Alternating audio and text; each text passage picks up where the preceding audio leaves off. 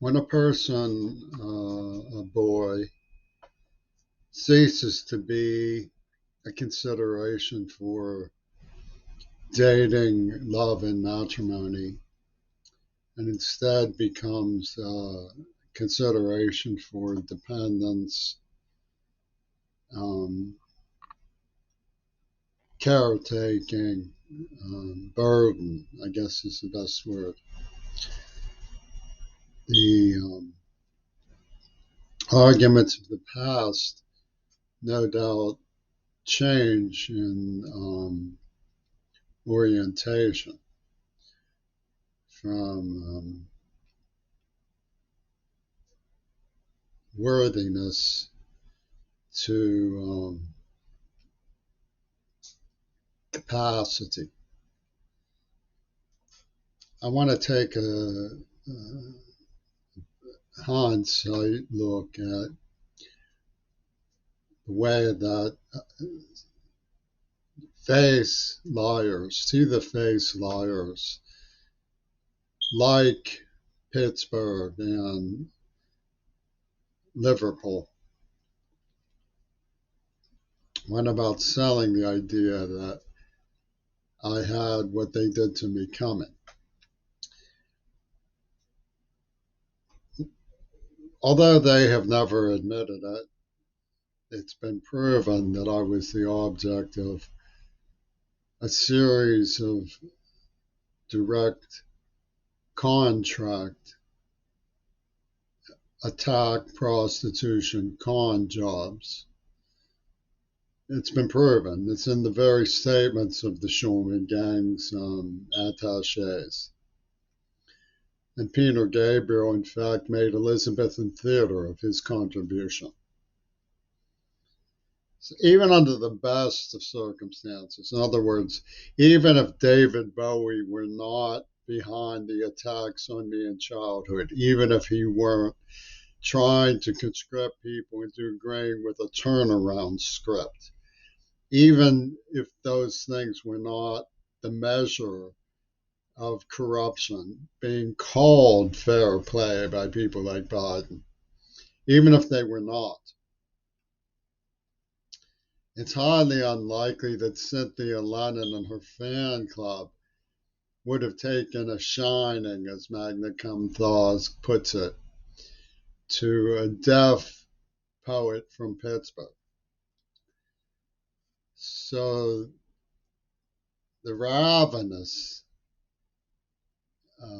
grapevine of hecklers put forward their claim that if I wasn't hated the way I am, it would only be because I didn't deserve it. And the fact that I'm hated the way I am proves that I deserve it, meaning the fact that people were jealous enough of me to evoke what Kirshner called the too good principle, to engage in felonious contract mob style hit jobs against my person proves I deserved it because of karma from the past or something, because my name comes up in connection with Yoko Ono's claims about Hiroshima and her conjuring from the Grandian Society and the archetypes of Temo de Jong and the Mysterian stirring of the cosmos that comes from the laboratories of Peter Sinfield.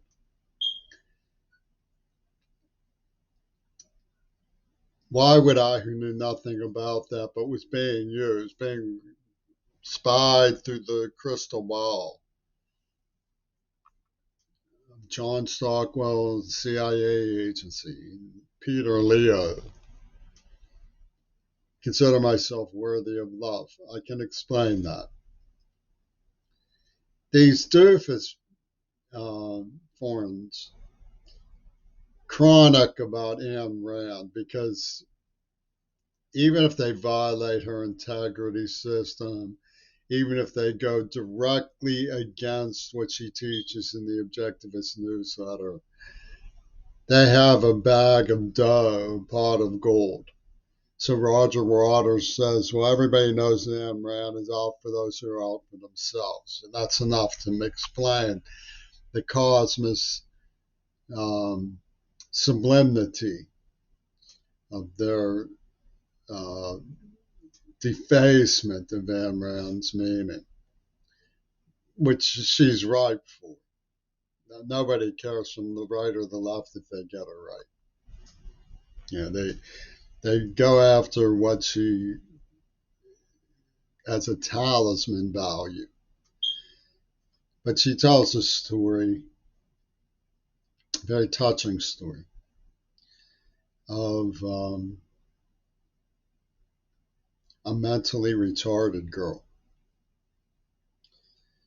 in the defaced temple of the human spirit, defaced by the people who contracted for it because they wanted to launch a protest against what the human spirit meant to the architect. And he built this beautiful horizontal cathedral with a statue of his loved one. And they tore it down and balled it out. So she curled up in a corner that still contained the original sensibility of the temple of the human spirit. It's a lovely, beautiful scene, easily lost in the 500-page novel. And it means something to me because a girl with Down syndrome taught me sign language and touched my heart deeply. She belongs, the temple of the human spirit, I should say, belongs to her. No matter how hard the Croc aggregates, Yoko Ono and her bedfellows tried to deny it, I was implanted with a nerve agent, left me comatonic. Somewhere in all of that was a being worthy of love. I wrote poetry. I eventually learned sign language. I washed dishes. I cleaned up after people and endured their scorn and their puerile justifications for terrible, terrible cruelty. Dark is the comparison Peter McCartney made between Liverpool and Pittsburgh.